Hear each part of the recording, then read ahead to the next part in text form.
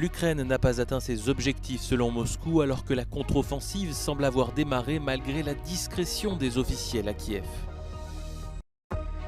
4 jours après l'explosion du barrage de Kakhovka en Ukraine, le niveau de l'eau commence à baisser alors que la guerre se poursuit.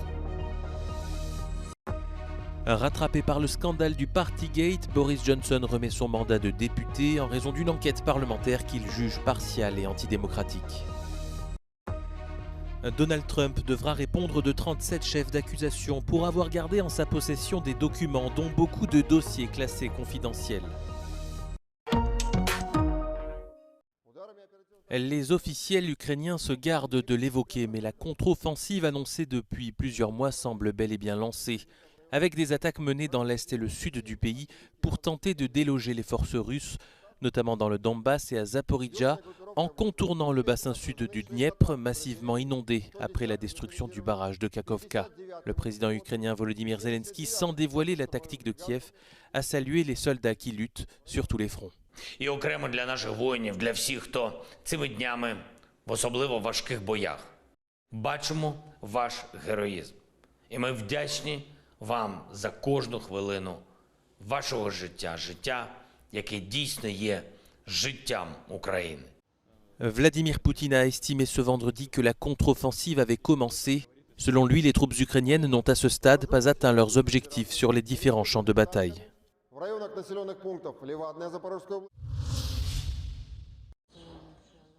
4 jours après l'explosion du barrage de Kakhovka en Ukraine, le niveau de l'eau commence à baisser à Kherson. D'après l'administration ukrainienne de la région, 35 localités restent inondées sur la rive droite, alors que le niveau de l'eau a baissé d'1 demi-mètre en une journée. Selon les autorités, plus de 6000 personnes ont été évacuées dans des dizaines de villes. En attendant l'évacuation, certains sont obligés de se réfugier en hauteur sur les toits de leur maison. Malgré cette montée des eaux, la guerre se poursuit avec son lot de bombardements. Le bureau de l'ONU chargé de la coordination des affaires humanitaires a déploré cette situation, estimant que la souffrance des personnes touchées par les inondations était intolérable. Des camions d'aide humanitaire procèdent à des livraisons de matériel et de fournitures dans la zone. En parallèle, côté russe, Vladimir Poutine a ordonné la création d'une commission chargée de lutter contre les conséquences des inondations. Boris Johnson claque la porte du Parlement. L'ex-premier ministre britannique empêtré dans le scandale du Partygate a décidé ce vendredi de remettre son mandat de député. En cause, une enquête parlementaire sur les fêtes tenues à Downing Street en violation des restrictions sanitaires alors qu'il dirigeait le pays.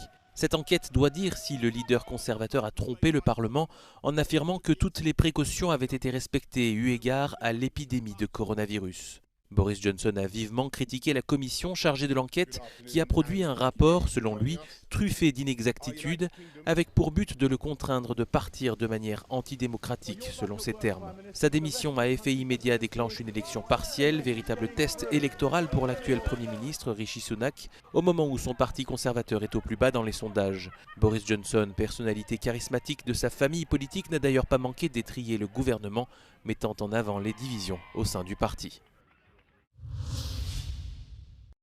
Donald Trump devra répondre de 37 chefs d'accusation pour avoir gardé en sa possession des centaines de documents classifiés après avoir quitté la Maison-Blanche. L'ex-président américain est notamment poursuivi pour rétention illégale d'informations portant sur la sécurité nationale, entrave à la justice et faux témoignages.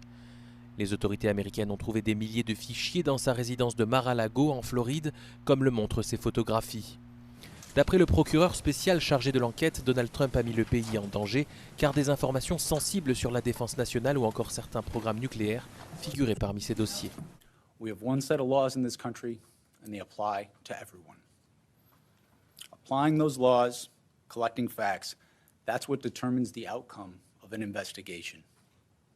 Nothing more and nothing less. Donald Trump, premier ancien président américain inculpé par la justice fédérale, nie tout acte répréhensible et se dit victime de persécutions politiques.